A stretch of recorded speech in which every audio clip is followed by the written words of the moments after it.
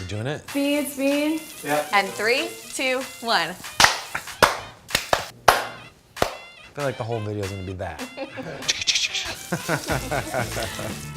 I'm Camille, and I have an obsession. I stay up late at night reading cookbooks. I imagine that the author is my best friend, who I cook with and ask a million questions. And this show is my chance to do that in real life. We're going into the kitchen to get to know the people behind my favorite cookbooks, to talk life, talk food, and cook from their book. Joshua McFadden in 3 words: chill, laid back, and calm. Got those Portland vibes going on. Joshua's super smart. He's just cool. I'm just gonna say something right now that is going to introduce me as the most uncool person on the planet. On the planet even. I've never been to Portland. That's quite all right. I feel like that's like saying you've never been to Austin. Like that's Well, immediately they're very like, similar. ooh. You hear that all the time, right? Yeah, and I'm always like, it's like who Portland. are Portland's you? like Austin. Because Yeah. it rains and there's more trees and mountains. It's just like Austin, Right. but different. More about Portland, all about Joshua, all about his amazing new cookbook, 6 seasons. What are the 6 seasons? By the end of this, we'll know. Okay, perfect. Cooking with the season at the farmer's market or on the farms. It's such a launching pad for creativity. The way that I use this book the most is when I do go to the farmer's market and pick up that random assortment of kohlrabi or rutabaga, and I have no idea how to cook, and guess what? Joshua has a chapter on those. I feel pretty good about this. All right, we've got our steak. We're gonna let that hang out. Get to room temperature. Tell me how to break down this broccoli. I just cut off the little end just because that's very dry. Inside's very moist. I like to kind of mimic these big stalks. One thing that I love that Joshua does is he uses the entire vegetable root to stem. Like this recipe that I love, it's the pan-roasted carrots with carrot top salsa verde.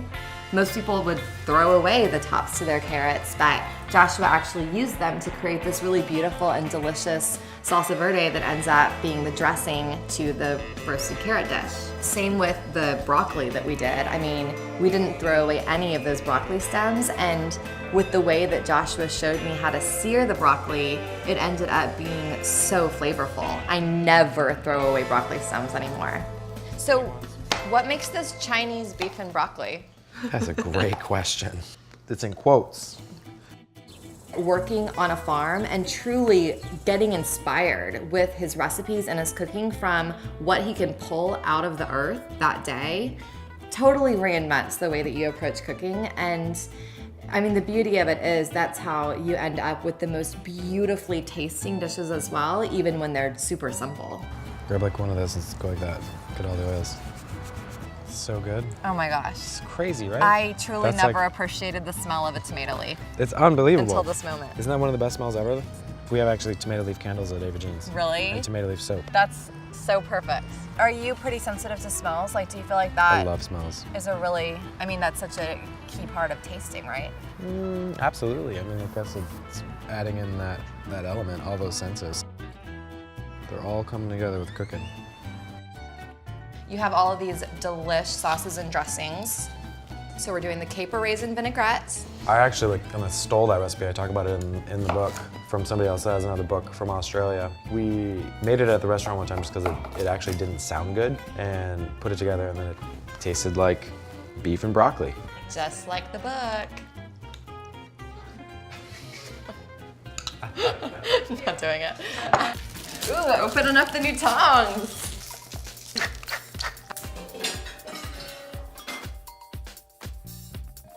You gotta clap. When did you start cooking? Well, I think I started cooking when I was in high school for just friends that were just like hanging out for whatever reason. Me too.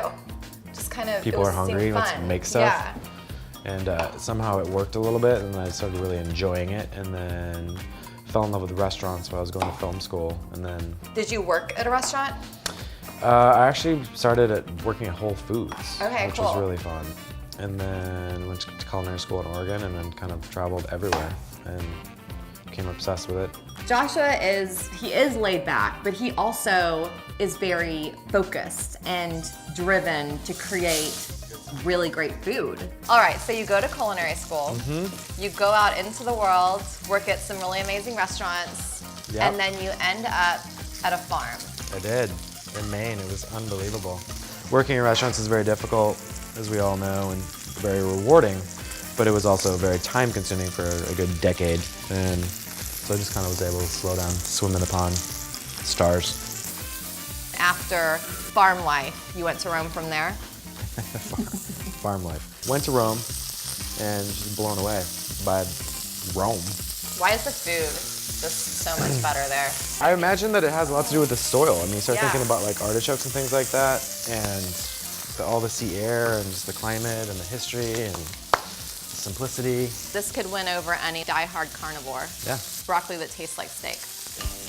Where's the Topo Chico at? We got some in here. Thanks. I was trying to look cool. Joshua McFadden putting in the steak. We're doing this. This might be a little awkward, but I spend every Saturday morning with you. How does that work out? Pickling. No, I have started, it's my new weekly tradition. It works, it's fun. I love having pickles in the refrigerator.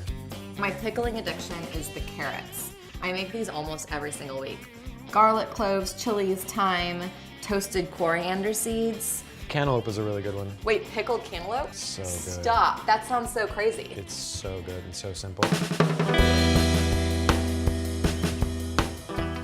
Let's go look at these onions. You think it's hot right now, it's gonna be hot as shit under there. See, they're all drying in here, it's so cool. Do onions have to go through a drying process? They cure. I had no idea. They can be fresh, but they can also, they cure like this and then you can store them longer. But it's best when it's like cures and the sugar's gonna change. Really? True story. I had no idea. Yeah, look at these guys. Hot. Like, I feel like a lot in of- here, though, right? Yeah. Oh, man. Okay, I was trying not to make fun of Joshua when we were at the farm. It was the middle of summer in Austin. Being from the Pacific Northwest, I could tell he was a little out of his element. There's those large peanuts. Yeah, what are these? They're kind of scary looking. I feel like they're like a wasp nest. Yeah, they're scary looking. I think they're creepy. I'm a little nervous. I'm a little nervous too.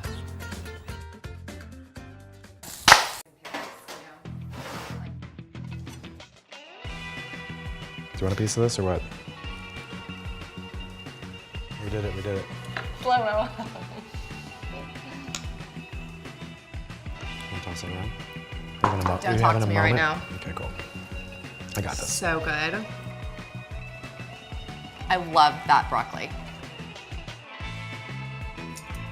I just want the steak. I don't actually like broccoli. Stop. Wouldn't that be hilarious? I don't like vegetables. Nice work. Team effort. Does anyone else want to try this? The thing though, Let's do the mixing bowl challenge.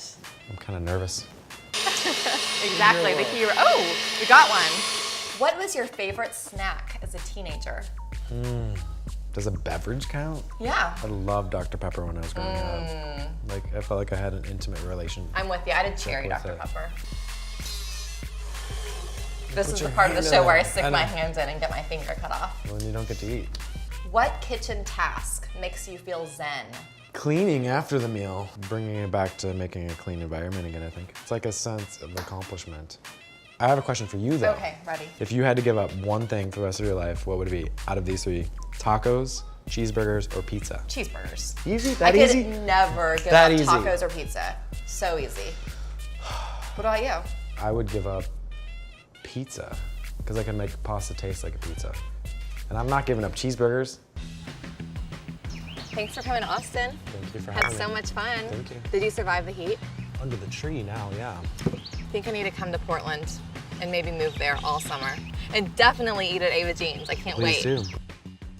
I could never picture Joshua being like, oh, this is gonna fit into your Whole30 diet. He's all about the flavor. He's been able to extract like the most amazing flavor out of these peak season vegetables. And I think that's really his mission, is to show people that vegetables are actually the most exciting thing to cook.